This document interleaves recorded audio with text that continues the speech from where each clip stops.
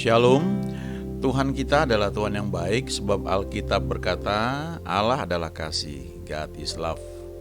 Dan untuk mewujudkan dari kepribadiannya itu, karakternya itu yang adalah kasih, Ia membuat segala sesuatu menjadi indah pada saatnya masing-masing. He makes all things beautiful in its time. Tentunya ada hal-hal yang perlu kita pelajari dan kita ikuti sehingga kita bisa mengalami apa yang Dia janjikan. Bagi sebagian orang itu relatif proses yang tidak terlalu lama, tapi bagi sebagian orang itu bisa cukup lama. Tapi yang jelas itu soal pertumbuhan rohani, soal pengenalan akan Tuhan. Dan kalau kita terus mengikuti tuntunannya, maka kita bisa mengalami dan berkata bahwa God is good all the time. For God so loved the world, He gave His only Son to die on Calvary's tree, from sin to set me free. Someday He's coming back, what glory that will be. Wonderful His love to me. For God so loved the world, He gave His only Son to die on Calvary's tree, from sin to set me free. Someday He's coming back, what glory that will be. Wonderful His love to me. For God so loved the world, He gave His only Son to die on Calvary's tree, from sin to set me free. Someday He's coming back, what glory that will be. Wonderful His love to me. For God so loved the world, He gave His only Son to die on Calvary's tree, from sin to set me free. Someday He's coming back, what glory that will be. Wonderful His love to me. For God so loved the world, He gave His only Son to die on Calvary's tree, from sin to set me free. Someday He's coming back, what glory that will be. Wonderful His love to me. Wonderful His love to me. Karena begitu besar kasih Allah akan dunia ini, sehingga Ia telah mengaruniakan anaknya yang tunggal, supaya setiap orang yang percaya kepadanya tidak binasa, melainkan beroleh hidup yang kekal. Itu Yohanes 3 ayat 16. dari mana lagu yang tadi ya kita dengar berasal ya. For God so loved the world, He gave His only Son. Karena Allah begitu mengasihi dunia sehingga Dia mengaruniakan, Dia memberikan anaknya yang tunggal untuk mati di Kalvari ya, disalib di Kalvari. From sin to set me free ya, untuk membebaskan kita dari dosa ya, kita dimerdekakan. Someday He's coming back. Suatu ketika Dia akan kembali, dan memang dari waktu ke waktu ya, saatnya makin dekat untuk kedatangan Dia. What glory that will be. Oh, pasti itu mulia sekali ya, luar biasa. Wonderful His love to me. Kasihnya kepada saya itu sangat indah ya. Nah, ayat ini sering dipakai ya, Yohanes 3:16, John 3:16. Itu satu pesan dari kabar baik ya, pesan intinya, yaitu Allah mengasihi dunia ini. Tapi dunia ini kan sudah jatuh dalam dosa ya. Artinya ketika manusia diciptakan, Adam diberi perintah ya untuk mengelola dunia ini. Waktu itu taman di Eden, dan kemudian dia jatuh dalam dosa bersama-sama dengan Hawa, dan kemudian mereka terpisah ya, mereka diusir keluar dari taman di Eden, dan mereka hidup bukan dalam rencana Tuhan yang awal ya, untuk bisa menikmati yang terbaik. Tapi kemudian Yesus datang ya, supaya urusan dosa itu dibereskan, sehingga setiap orang yang percaya kepada Yesus itu tidak binasa, melainkan beroleh hidup yang kekal. Hidup yang kekal itu dalam bahasa aslinya adalah Zoe ya, Zoe. Zoe itu artinya hidup ilahi, hidupnya Allah. Kemudian kalau kita baca di Yohanes 17 ayat 3, ketika Yesus berdoa sebelum Dia disalibkan ya, Dia dalam doanya di Yohanes 13 itu di ayat 3, Dia berkata begini, inilah hidup yang kekal itu, yaitu bahwa mereka mengenal Engkau, satu-satunya Allah yang benar, dan mengenal Yesus Kristus yang telah Engkau utus. Jadi yang disebut hidup yang kekal itu adalah mengenal Bapa, mengenal Allah Bapa, satu-satunya Allah yang benar, dan mengenal Yesus Kristus yang telah diutus oleh Bapa.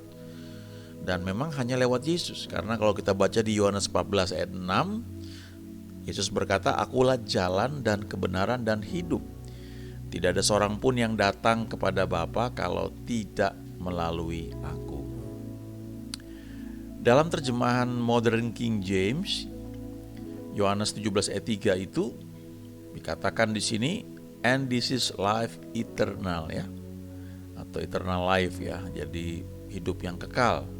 Dan bahasa aslinya Zoe, kata life itu, that they might know. Nah, kata mengenal ini dalam bahasa aslinya itu ginosko. Dan kata ginosko itu adalah satu istilah juga yang dipakai untuk menggambarkan hubungan intim ya, antara suami dengan istri. Jadi artinya mengenal ini bukan sekedar tahu, tapi mengenal dalam keintiman. Dan itu memang proses juga ya, seumur hidup kita.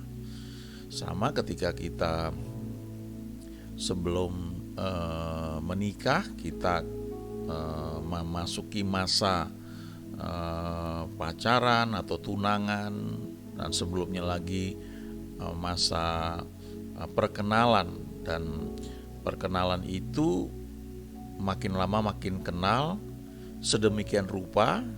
Dan bagi kita yang percaya Tuhan, tentu kita berdoa ya, menguji apakah ini memang jodoh yang Tuhan berikan. Lalu ketika akhirnya dalam satu titik tertentu punya keyakinan, lalu masuk dalam pernikahan. Nah, waktu masuk dalam pernikahan, mengenal itu juga makin bertumbuh, dan seharusnya seperti itu. Dan mengenal dalam keintiman yang digunakan di sini, ya, kata ginosko itu dipakai juga untuk kita mengenal Tuhan, ya. Jadi satu pertumbuhan. Semakin kita kenal Dia, akan semakin banyak yang kita nikmati yang Dia sediakan. Di surat Petrus dikatakan bahwa lewat pengenalan kita akan Dia, maka kita menikmati damai dan menikmati anugerah yang semakin berlimpah. Dalam terjemahan TPT, ya, di sini dikatakan eternal life means to know and experience, ya. Hidup yang kekal ini itu artinya adalah mengenal dan mengalami Tuhan, ya, mengalami Bapa as the only true God, sebagai satu-satunya Allah, dan to know and experience Jesus Christ, ya, mengenal dan mengalami. Kehidupan Kristen itu bukan hanya pengetahuan, ya, yang di otaknya mengenai aturan-aturan yang mana boleh, yang mana enggak. Itu terlalu dangkal, ya. Tapi lebih dari itu adalah pengalaman, ya, pengalaman bersama Tuhan. Dan pengalaman itu membuat apa yang Dia minta dalam hidup kita, ya, firman-Nya itu menjadi daging istilahnya, membuat kita itu dengan sendirinya melakukan apa yang memang Dia inginkan. Walaupun dalam prakteknya, karena kita masih ada kedagingan, ya, itu kadang-kadang jatuh bangun. Tapi karena kita sudah terima Tuhan Yesus menjadi ciptaan baru, ada Zoe dalam hidup kita ini, hidupnya Allah, itu mendorong kita untuk bangkit lagi, bangun lagi, jalan lagi. Kita belajar mengatasi, ya, ada kepahitan, atau kita belajar mengampuni orang. Dan itu sesuatu yang terjadi karena Zoe itu ada dalam hidup kita. Nah, cuma memang masalahnya untuk Zoe itu mengalir keluar itu melalui jiwa, ya. Jiwa kita ini ada pikiran, ada kehendak, ada emosi. Waktu kita terima Tuhan Yesus, kita lahir baru, roh kita menjadi ciptaan baru. Di situ ada Zoe, ada hidupnya Allah. Tapi waktu hidup ini mau mengalir keluar, ada saringannya. Saringannya itu di jiwa, ya, di pikiran, di emosi, di kehendak. Dan ini yang sering menjadi masalah karena jiwa itu labil, ya. Ada istilah moody, ya. Kalau orang moody itu moodnya berubah-ubah. Kadang-kadang dia sedang happy, kadang-kadang dia sedang kesel, jengkel, ya. Nah, sebenarnya ketika kita sudah terima Tuhan Yesus, lewat kita saat teduh, renungan setiap hari, kita memuji menyembah Dia, maka jiwa ini dipulihkan, disegarkan. Dan itu sifatnya daily, tiap hari. Itu sebabnya penting sekali pagi itu kita mulai dengan hal-hal yang baik, dengan firman Tuhan, merenungkan firman-Nya, memuji menyembah Dia, sehingga sepanjang hari itu kita bisa punya kekuatan untuk bersuka cita, untuk menikmati hidup Zoe yang Tuhan berikan itu. Nanti sepanjang hari itu ketika kita berinteraksi dengan banyak orang, ada friksi, ya, kita bisa jengkel, bisa marah, kecewa dan sebagainya. Bersama dengan waktu, ketika kita belajar untuk mengizinkan Tuhan memimpin hidup kita akan lebih cepat pulih, ya. Enggak moody berhari-hari, ya, atau karena yang rugi kita sendiri, ya. Waktu kita jengkel, kesel, marah oleh orang lain, ya, kita yang rugi, ya. Ada satu prinsip, ya, orang boleh buat apa saja kepada kita, tapi keputusan kita untuk marah, jengkel atau enggak itu tergantung kita. Nah, kalau kita mengizinkan Zoe ini mengalir keluar, ya, lewat jiwa kita, di mana pikiran kita diperbarui, ya, dengan sendirinya emosi kita juga itu mulai mulai berubah ya, maka kita bisa menikmati apa yang Tuhan janjikan, walaupun situasi nggak nyaman, situasi nggak enak. Ketika Paulus dan Silas di penjara, itu bukan hal yang enak ya. Jangan bayangkan penjara yang pakai AC atau rumah yang nyaman, itu jauh dari seperti itu ya. Mereka dilempar ya, mereka diikat, dipasung di tengah. Tapi toh Paulus dan Silas bisa berdoa dan menaikkan puji-pujian kepada Tuhan. Kenapa? Nah, saya percaya Zoe itu mengalir keluar, sehingga mereka tidak dipengaruhi ya, atau tidak membiarkan keadaan itu membuat mereka menjadi marah, jengkel, walaupun mereka melakukan hal yang baik ya. Seringkali kan kita ngalami masalah itu karena kesalahan kita, tapi Paulus dan Silas itu karena memberitakan Injil. Dan sebenarnya mereka punya hak gitu istilahnya, kalau logikanya, untuk marah. Kok Tuhan, kok saya udah lakukan yang baik, kenapa saya malah ditangkap? Tapi toh kalau kita baca di Kisah 16 itu ya, Zoe ini menguasai mereka begitu rupa sehingga mereka bisa memuji, bisa menyembah Tuhan. Ada hamba Tuhan namanya Joyce Meyer ya, kalau lihat di YouTube itu banyak sekali. Dia punya ribuan alasan ya menurut saya untuk kecewa, marah, jengkel. Dia wanita yang dari sejak kecil itu mengalami pelecehan ya, mengalami ketidakadilan, dan dia alami itu oleh orang-orang yang dekat ya. Oleh suaminya, oleh orang tuanya, ayahnya ya, oleh pamannya kalau nggak salah dan sebagainya. Dia punya alasan banyak sekali untuk pahit. Tapi dia memilih mengizinkan Zoe itu mengalir, mengubah cara berpikir dia. Dan kalau lihat siaran dia di YouTube, ini wanita sudah 70 tahun usianya kalau nggak salah ya, sudah cukup lanjut. Tapi penuh sukacita, dan dia buat pelayanan, dia hanya cerita, dia duduk sendiri seorang wanita. Tapi dalam kebaktian itu yang hadir ribuan orang, dan orang-orang diberkati. Saya lupa kalau nggak salah dia pernah ke Indonesia ya. Iya ya, dia pernah, dan saya hadir ya. Ada satu hal yang menarik ya. Ada aura positive thinking itu yang kuat ya. Aura ucapan syukur yang terpancar ketika dia bicara. Dia bicara datar ya, tidak terlalu seperti ada beberapa hamba Tuhan atau penginjil kalau khotbah kan sangat semangat dan dramatis ya, dia datar gitu. Tapi toh Zoe itu mengalir dan sangat-sangat memberkati. Jadi Yesus datang ya, dia itu datang supaya kita punya hidup ini ya. Yohanes 17 ayat 3 ini Zoe.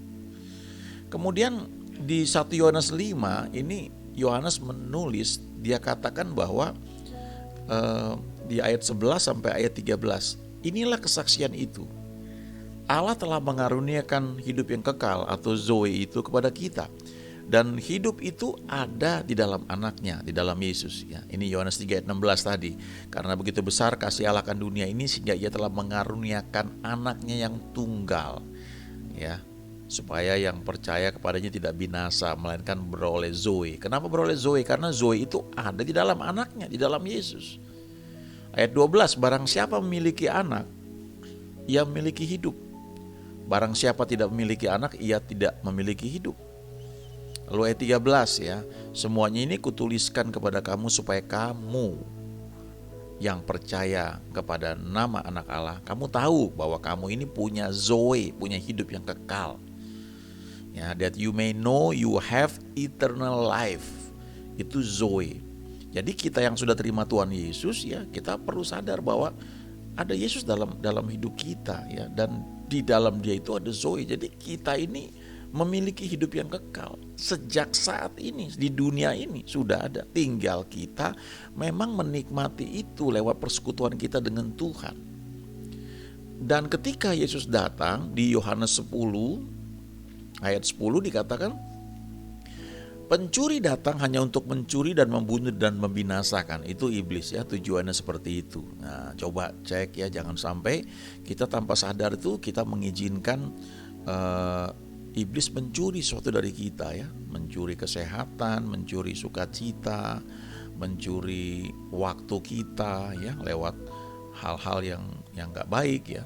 Tujuannya untuk supaya kita dibunuh oleh dia lalu dibinasakan.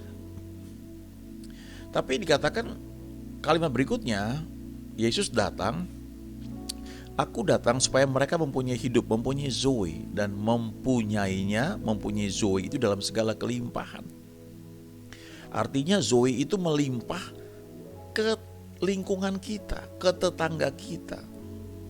Ya, banyak orang menyatakan tuh lewat perbuatan baik, yang itu betul juga, nggak salah. Lewat bagaimana kita menolong orang lain, bagaimana kita memperhatikan orang lain, dan itu betul, nggak salah juga. Tapi hal lain yang simple sebenarnya ya, itu kita membawa suasana atau kehidupan surgawi. Ada satu hamba Tuhan namanya Smith Wigglesworth ya. Dikatakan dia ini orang yang awalnya nggak bisa baca sama sekali. Lalu setelah dia belajar baca, dia hanya baca Alkitab. Dia dikenal sebagai a man of one book ya, orang yang cuma baca satu buku yaitu Alkitab. Dan dia begitu terus merenungkan firman terus seperti itu, dan satu ketika dia naik kereta ya, dan kemudian dia duduk, lalu ada orang di samping dia duduk. Setelah beberapa lama orang ini kemudian tanya, tiba-tiba dia merasa merasa bersalah ya. Lalu singkat cerita dilayani sama Smith Wigglesworth ini. Jadi kehadiran Smith itu ketika dia duduk, orang di sampingnya tuh bisa merasakan kebutuhan untuk diselamatkan, merasa kebutuhan untuk didoakan, merasakan sesuatu yang beda ya. Jadi itu hal simpel ketika zoe itu mengalir keluar ya, ke lingkungan kita. Banyak kesaksian yang seperti ini ya. Bisa juga lewat pujian, penyembahan, atau waktu kita main musik ya. Kita main musik, zoe itu mengalir lewat musik yang kita mainkan. Mungkin skillnya biasa, tapi karena ada zoe ya, orang bilang ada urapan, maka orang bisa dijamah Tuhan hanya mendengar musik yang kita mainkan ya. Yohanes 10 ayat 27-29, domba-dombaku mendengarkan suaraku. Nah, kita yang sudah terima Tuhan Yesus ya, kita itu juga dikatakan sebagai domba. Nah, domba itu kekuatannya cuma di mendengar suara gembala. Ya, dia nggak punya sesuatu yang lain. Ya, tinggal dengerin aja gembalanya manggil, ya dia ikutin ya. Dan gembalanya itu membawa ke padang rumput yang hijau. Jadi dikatakan di sini domba-dombaku mendengarkan suaraku. Bahasa Inggrisnya listen ya, listening, bukannya hanya hearing ya, bukan hanya mendengar tapi mendengarkan, menyimak, memperhatikan. Dan aku mengenal mereka. Ini juga kata mengenal ginosko ya. Mengenal mereka dan mereka mengikut aku. Jadi karena kita mendengarkan suaranya, kita mengikut dia. Dan aku memberikan hidup yang kekal kepada mereka. Aku memberikan zoe kepada mereka. Dan ini perhatikan, ini janji Tuhan ya. Mereka pasti tidak akan binasa sampai selama-lamanya. Ini kepastian yang Tuhan berikan kepada kita. Tidak ada yang bisa merebut kita dari tangan Yesus. Dikatakan di kalimat berikutnya, seorang pun tidak akan merebut mereka dari tanganku. Bapakku yang memberikan mereka kepadaku lebih besar daripada siapapun, dan seorang pun tidak dapat merebut mereka dari tangan Bapa. Ini jaminan yang perlu kita pegang ya. Pegang baik-baik bahwa kita dalam tangan Tuhan itu aman. Satu-satunya yang membuat kita bisa lepas dari Dia adalah keputusan kita. Ketika kita menolak dengan sadar keselamatan yang Dia berikan, maka gak ada korban lagi untuk kita diselamatkan. Tapi selama kita tidak menolak Dia, kita aman dalam tangan Dia. Tidak ada seorang pun yang bisa merebut kita dari tangan Yesus. Tidak ada seorang pun yang bisa merebut kita dari tangan Allah Bapa. Dan itu perlu kita dengarkan baik-baik ya, camkan dengan baik. Nah, selanjutnya apa yang kita perlu lakukan? Kalau kita sudah memiliki Zoe, karena kita sudah terima Tuhan Yesus, kita punya hidup itu, jangan tunggu nanti sampai kita meninggal atau ketemu Tuhan baru kita menikmati kehidupan kekal itu di surga. Tapi sejak saat ini pun kita juga bisa menikmati hidup itu lewat persekutuan kita dengan Tuhan. Milikilah satu persekutuan pribadi dengan Tuhan. Have a personal relationship with God. Milikilah satu hubungan pribadi ya dengan Tuhan. Jangan hanya yang rombongan. Jangan hanya kalau doa bareng-bareng rasanya enak ya. Kita perlu doa bareng-bareng, kita perlu persekutuan bersama. Ada ayatnya Ibrani 10 ayat 24-25 ya, supaya kita beribadah bersama-sama. Tapi secara pribadi kita mesti punya. Dan itu kita gak harus bisa main musik untuk memiliki personal relationship dengan Tuhan ya. Bicara doa seperti dengan seorang teman dan lakukan tiap hari. Kalau sedang jengkel, marah, ngomong sama Tuhan. Sedang sedih, sedang putus asa, ngomong sama Dia. Itu personal relationship kita dengan Tuhan. Dan Tuhan sudah inginkan itu dari sejak awal. Waktu manusia diciptakan dan mereka jatuh dalam dosa, di Kejadian 3 ayat 8 dan 9 dikatakan waktu itu Adam dan Hawa mendengar bunyi langkah Tuhan yang berjalan-jalan dalam taman pada waktu hari sejuk. Lalu mereka sembunyi. Tapi Tuhan Allah memanggil manusia itu dan berfirman kepadanya, "Di manakah engkau?" Jadi dari sejak awal itu Tuhan cari. Dia mau kita bersekutu dengan Dia. Walaupun konteksnya ini sudah jatuh loh ya, Tuhan tetap cari. Dan di kitab terakhir di Wahyu 3 ayat 20, hal yang sama dikatakan, "Lihat, aku berdiri di muka pintu dan mengetok. Jikalau ada orang yang mendengar suaraku dan membukakan pintu, aku akan masuk mendapatkannya dan aku makan bersama-sama dengan dia dan ia bersama-sama dengan aku." Apa ini makan bersama-sama? Fellowship. Kalau kita makan dengan seseorang itu mencairkan suasana. Kita bisa ngobrol santai, bisa cerita hal-hal yang remeh-temeh, tapi itu membuat kita semakin dekat dengan orang yang kita ajak ngobrol itu ya. Semua yang sifatnya formal itu waktu makan ya mulai hilang ya. Walaupun ada namanya jamuan makan resmi ya, misalnya di istana, tapi biar bagaimanapun waktu kita makan, walaupun mungkin harus diatur dan sebagainya, itu mencairkan suasana. Jadi kalau dikatakan Tuhan ini mau masuk ke dalam hidup kita dan kita buka pintu hati kita, dia masuk ya. Kemudian dia mendapatkan kita, dia makan bersama-sama dengan kita. Dia ingin mendengar semua keluhan kita yang remeh-temeh. Ya. Dan ia bersama-sama dengan aku ya.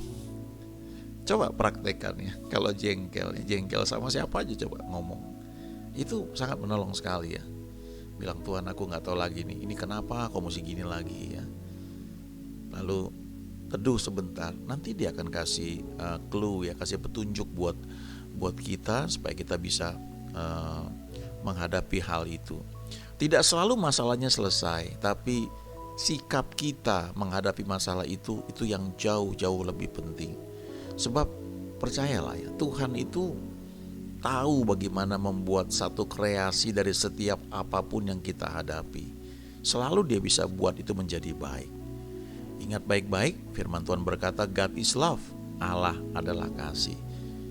Dia gak berubah dahulu, sekarang, dan selama-lamanya. Joyce Meyer pernah buat satu rekaman ya, saya punya sermonnya ya, punya khotbahnya itu, beberapa CD ya, judulnya God is not mad about you ya. God is not mad at you. Tuhan tuh gak marah sama kamu. Dan waktu dia buat siaran itu banyak orang protes ya, karena sebagian orang itu berpikir Tuhan tuh suka marah ya, seperti yang dibaca di Perjanjian Lama. Itu gambaran memang dari penulis Alkitab ketika suatu terjadi ya. Tapi kalau kita baca di surat Yohanes bahwa Allah adalah kasih dan dia tidak berubah, artinya dari dulu memang God is love. Cuma perwujudannya itu yang ditangkap oleh manusia, yang sering dianggap itu sesuatu yang bukan kasih, padahal God is still love. Allah tetap kasih ya. Jadi hamba Tuhan Joyce Meyer ini cerita waktu dia mengerti kebenaran itu, bahwa Allah tidak marah, Tuhan gak marah sama dia. Itu mengobati banyak luka batin yang dia alami karena kegagalan dia. Dia awalnya menuduh diri dia sendiri, tapi ketika dia menyadari bahwa God is love ya, itu mengubah banyak hal dalam hidupnya. Dan kita perlu ingat juga bahwa karena God is love ya, He makes all things beautiful in His time. Dia membuat segala sesuatu menjadi indah pada saatnya masing-masing. Dan kita bisa berkata, God is good all the time. Amin.